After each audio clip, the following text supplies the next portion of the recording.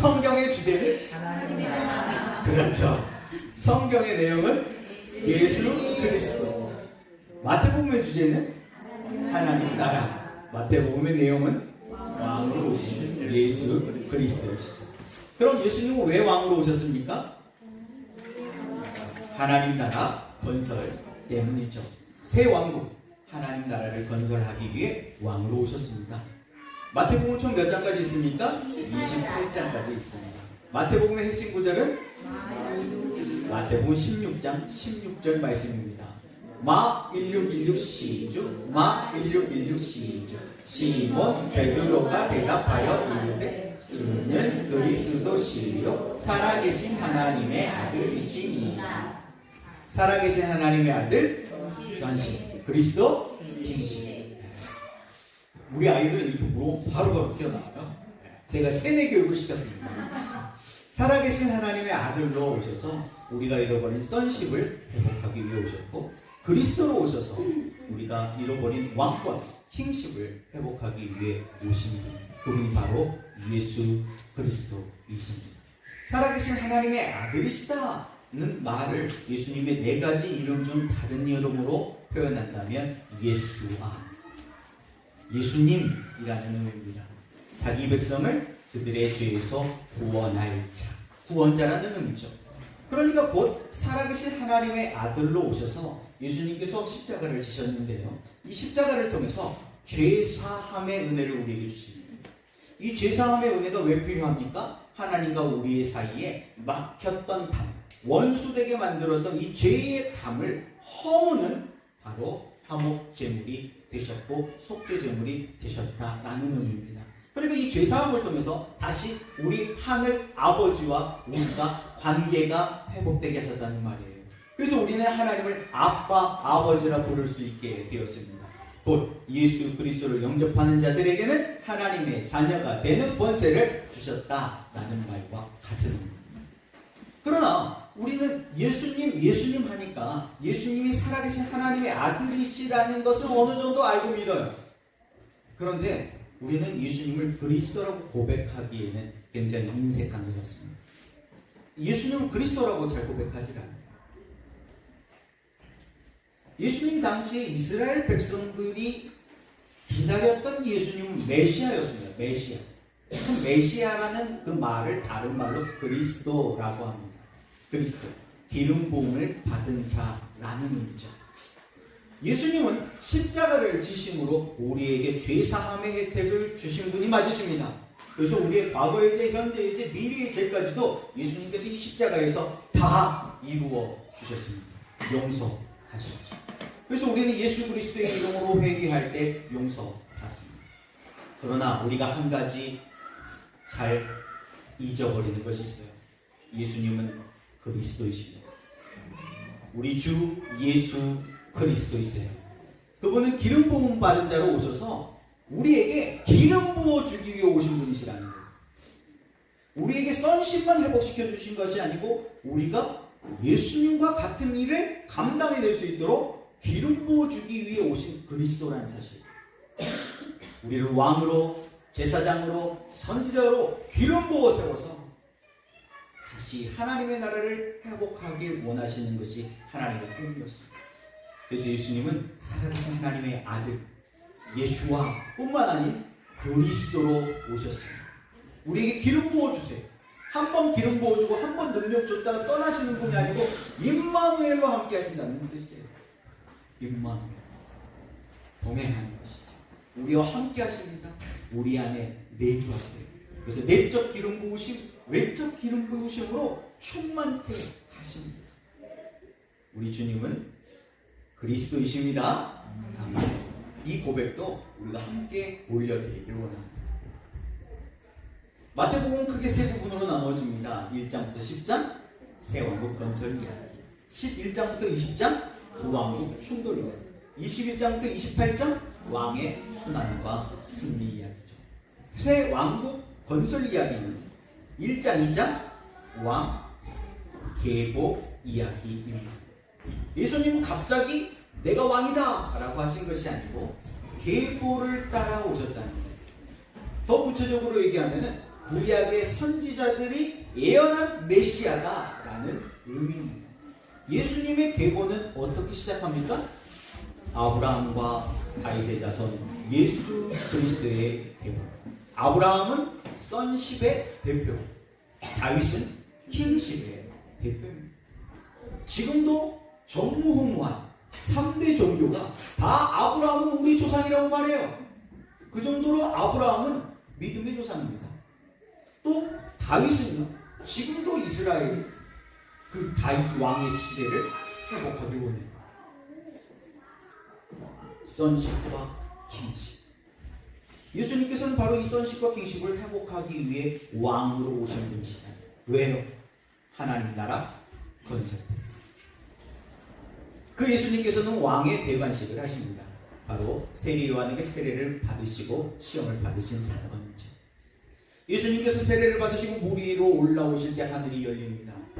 그리고 하나님의 성령이 그 위에 비둘기처럼 임하세요. 그리고 성부 하나님의 음성이 들립니다. 이는 내 사랑하는 아들이여 내 기뻐하는 자. 성부, 성자, 성령 하나님 삼위일체 하나님이 함께 하시는 대관식, 장엄한 광경입니다. 대관식을 마치자마자 성령 하나님께 이끌리셔서 예수님은 광야로 가십니다. 광야로 가셔서 40일 동안 굶주리세요. 가장 약해 있을 때 사단은 그 약점을 알고 공격합니다. 3가지 시험으로 공격하죠. 그러나 예수님께서는 기록되었을 때, 또 기록되었을 때, 사탄아 물러가라 기록되었을 때, 기록된 말씀의 권세, 그 권능으로 승리하십니다. 예수님께서 다른 기적적인 방법으로도 승리하실 수 있었지만 기록된 말씀으로 승리하셨어요. 왜요? 하나님 나라.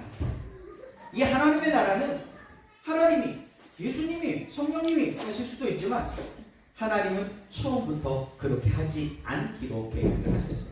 그래서 하나님의 형상을 닮은 사람을 만드셨죠. 하나님은 이 사람의 후손들을 통해서 이 나라를 건설하기 원하셨어요. 그러나 첫사람 아담은 실패했습니다. 그래서 두 번째 아담이신 예수님이 오셨어요.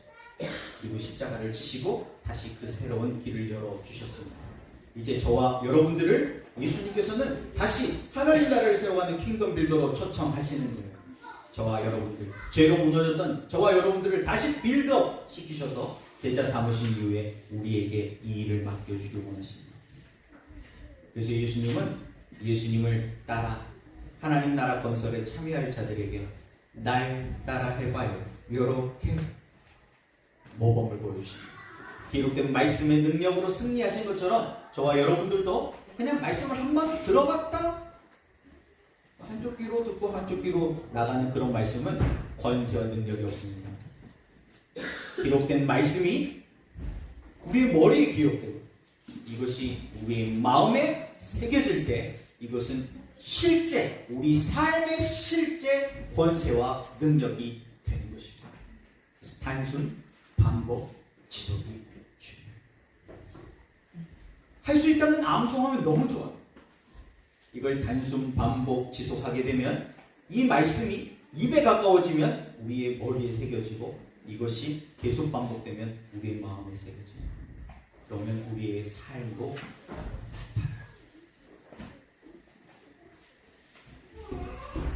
예수님께서는 왕의 대가심을 마치시고 내가 세울 새 왕국 하나님의 나라는 이런 나라라고 새 질서를 선포하십니다. 새 질서의 핵심은 마음이었어요.